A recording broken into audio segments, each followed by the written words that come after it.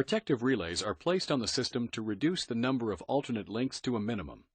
They do so by avoiding equipment damage or by limiting it to the single component that may be in trouble. The relays quickly locate the fault and trip circuit breakers, which will interrupt the flow of current into the defective component, thereby isolating it. Two benefits of this quick isolation are, first, it minimizes or prevents damage to the faulted component, thus reducing the time and expense of repairs, and permits quicker restoration into service. The second benefit is that the quick response minimizes the seriousness and duration of the fault's interference with normal operation of the unfaulted parts of the system, allowing them to continue to supply their normal power. In many cases, the unfaulted parts of the power system can supply the additional power to replace what was normally supplied through the faulted component. The protective relay uses current and voltage instrument transformers to acquire information about the system, such that a fault can be located. The type and location of the instrument transformers, the circuit breaker which is to be tripped by the protective relay when it operates, and the signal level required to operate the relay is selected when the relay is applied to the power system. The function of protective relaying is to immediately remove any component of a power system when it suffers a fault that might result in damage to property or unsafe conditions.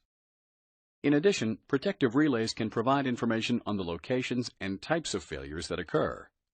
This information not only helps with equipment repair, but also provides the means for analyzing the effectiveness of the protection scheme. We should note that protective relays are not always part of a protection scheme.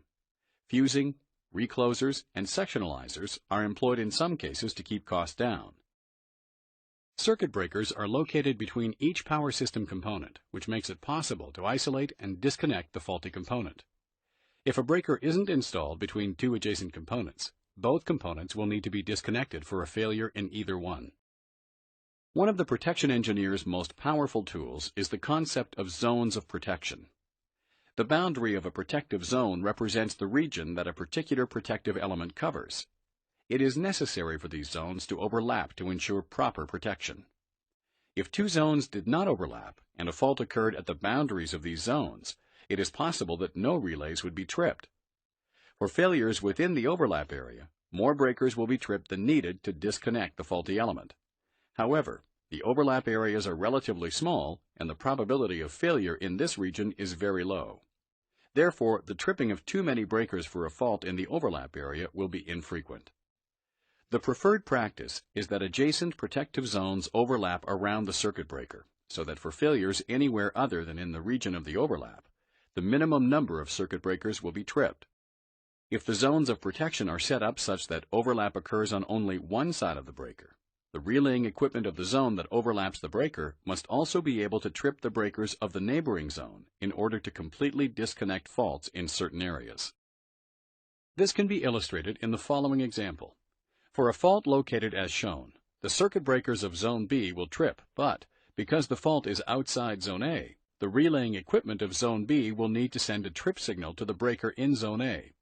A potential drawback of this is that the breaker in Zone A will be tripped unnecessarily for faults occurring in Zone B to the right of breaker C. There are 4 characteristics required by any protective relaying system to ensure that it performs its function properly. These are sensitivity, selectivity, speed, and reliability. The relay must be sensitive enough to operate under the minimum conditions expected. In any power system at various times of the day and during various seasons of the year, the load varies over a wide range. To meet these changing requirements, various combinations of generating sources are switched in and out of the system to provide efficient operation. The relay must be sensitive enough to detect a fault on the system when the minimum amount of power is being generated on the system. The selectivity of a protective relay is its ability to trip the minimum number of circuit breakers to clear a fault. The relay must be able to select faults in its own zone of protection and ignore faults in adjoining zones. Some relaying schemes are inherently selective, that is, they are unaffected by faults outside of their own zone. Other types of relaying, which operate with a time delay for faults outside of the protected zone, are said to be relatively selective. The speed at which a damaged power system component is isolated from the rest of the system has a direct bearing on the damage done by a short circuit and, consequently, the cost and the delay in making repairs.